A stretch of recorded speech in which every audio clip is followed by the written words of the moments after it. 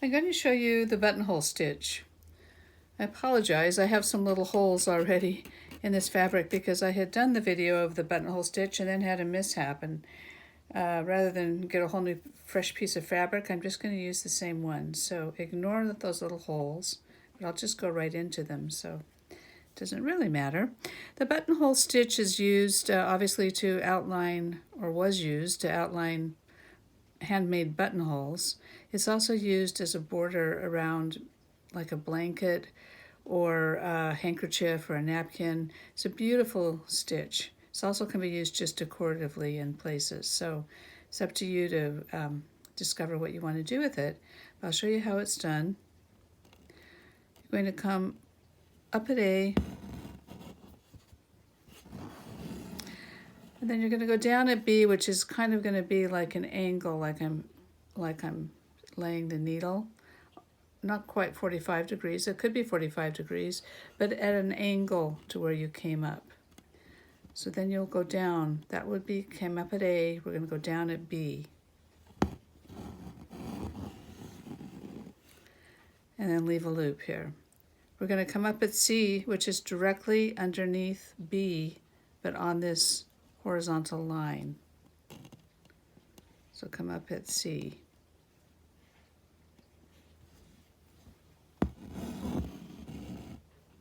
And then give it a little tug. Then go down again. Now we're going to call this C also becomes your A coming out. Down at B. And leave a loop. Come up at C.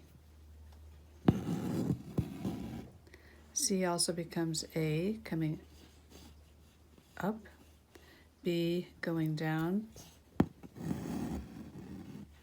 and a loop, and C coming up. So C always comes up inside of this thread, this loop.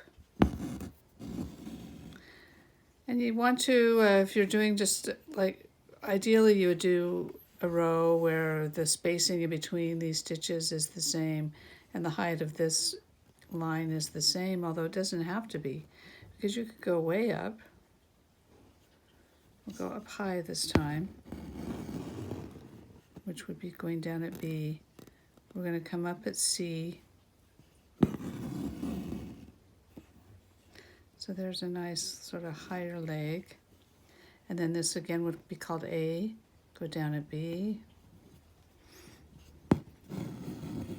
Leave a loop right here.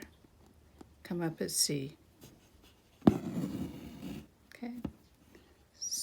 And then C becomes A. Go down at B. Come up at C.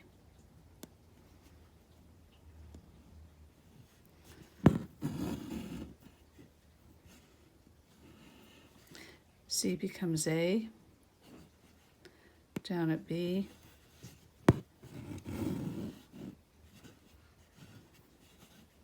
up at C,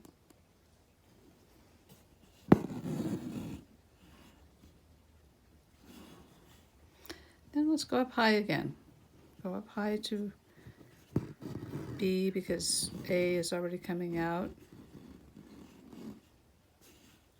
up at C.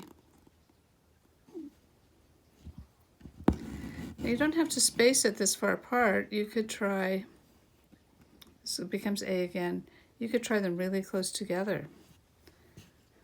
Let's not go quite that close. Down at B.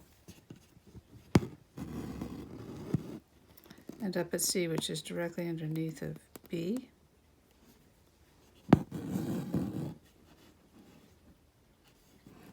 Then down at B. C.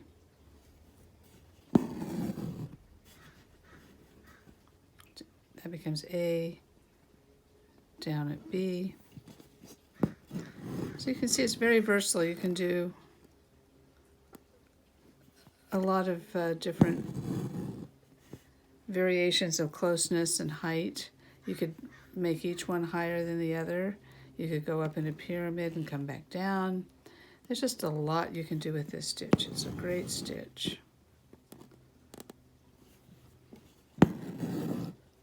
just do a couple more here. I'm going to come up here again.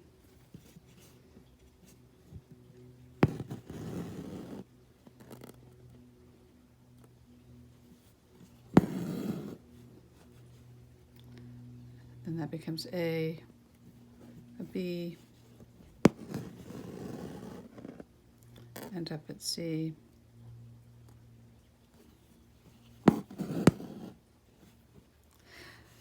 So now I'll show you how to finish it. You can either finish it by taking a little tack stitch straight down on the outside. So your thread's coming, your floss is coming up on the inside of that loop.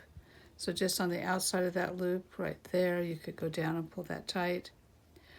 Or if you wanted to, you could mimic this on this side. Maybe we'll try that and come down sort of a stitch length ahead, and then you can end it that way. So either way, you just tie it off in the back, and that is your buttonhole stitch.